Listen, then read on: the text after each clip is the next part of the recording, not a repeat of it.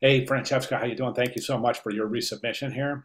I was looking through the presentation. It's a really good presentation, but I do want to mention the importance of following specifications, specifically in a spec sheet or the directions associated with any given project. It's really important in the design industry because as a designer, whether it's freelance or working for a studio, you'll be responsible for all of the elements in a spec sheet. So it's really a good idea to take a look at those list of requirements, go through it, man, go through it twice, three times, just lock that in so you make sure you know exactly what is expected in any given presentation. So let's go ahead and jump right over to the presentation itself. And as I said in my first set of comments, this is fantastic stuff here, really given a lot of good information, all of which is helping you compile your conceptual development and methodology associated with this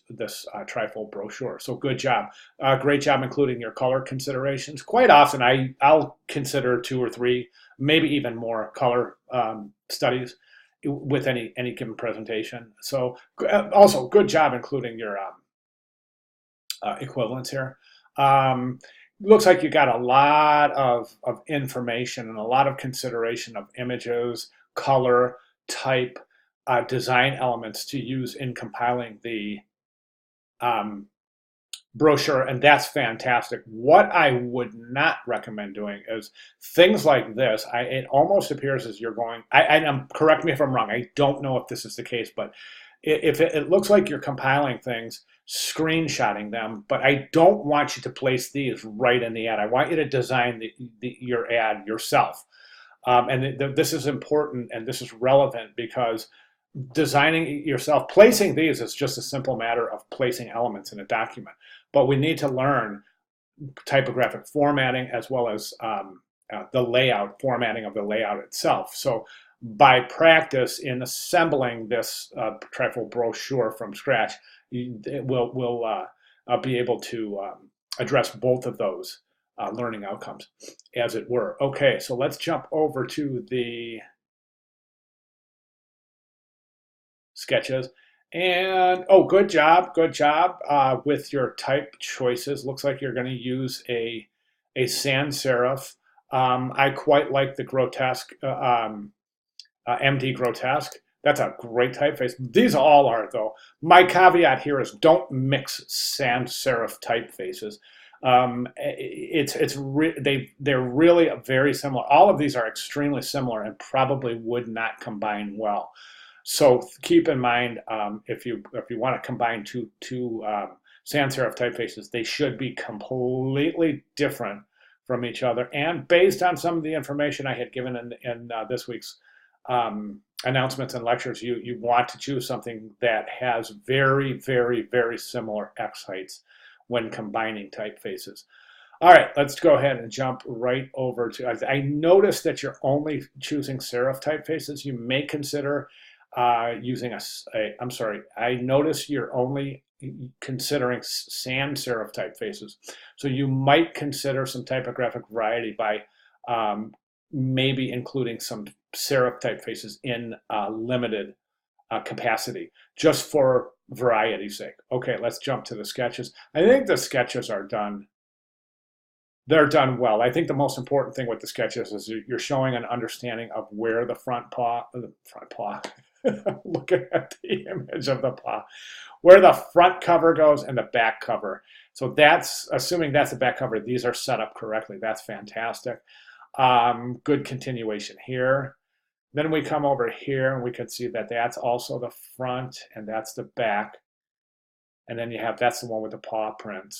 So, okay, excellent, excellent. Now I do want to bring this to your attention. So it seems like there's an awful lot of information being depicted in these sketches. Now I want you to understand a trifold brochure is basically, it's an extension of a business card. It's not a document that is intended to inform the viewer of everything that the client does. That would be impossible. It would make things really cluttered. And we see that here. Right now, there's absolutely no negative space. in this sketch at all. So there's no real resting area. There's none of the benefits that we learned about using negative space as a design element. Remember hierarchy. It's very, very important to establish hierarchy based on contrasts, placement, and alignment, specifically placement and proximity. So keep that in mind in developing negative space. Okay, now the other thing I want to mention is that, yeah, again, just so much information. I think one of these even had a price list.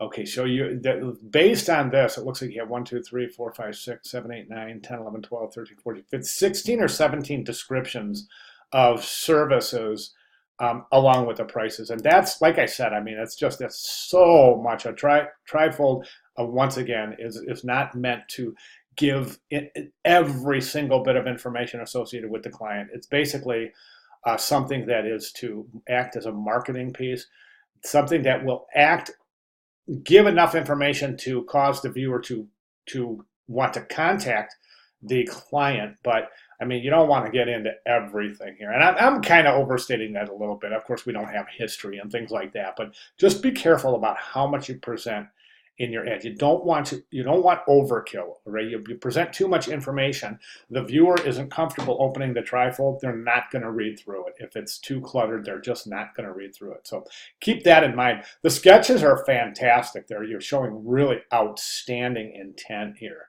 So again, I just want to reiterate, I don't want you to place things from the website into the trifold brochure. You have to assemble these all yourself using the logo. Of course, you can use the logo, but a lot of the other things, like this would have to be assembled typographically. You don't want to just place this in the trifold. Okay, one thing I noticed about the sketches is that you're designing each one similarly, in that the fronts and the backs are depicting 3 different panels, each one acting individually from the others. We see that here, the second set, and the third set.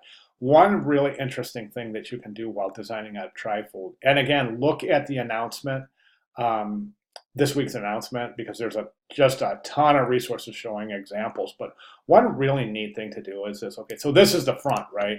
So you need your front cover, you need your back cover.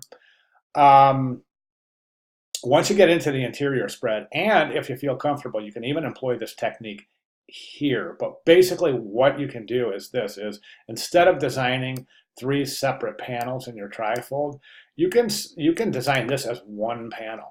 You see what I'm saying? You can conversely, you can design one panel here and then a double panel here, right? The other side of that coin is one panel here, double panel here, or a full panel designed as such. Or of course, the other option is designing 3 separate panels. Okay, so think about that, using 2 panels and 1 panel for an interesting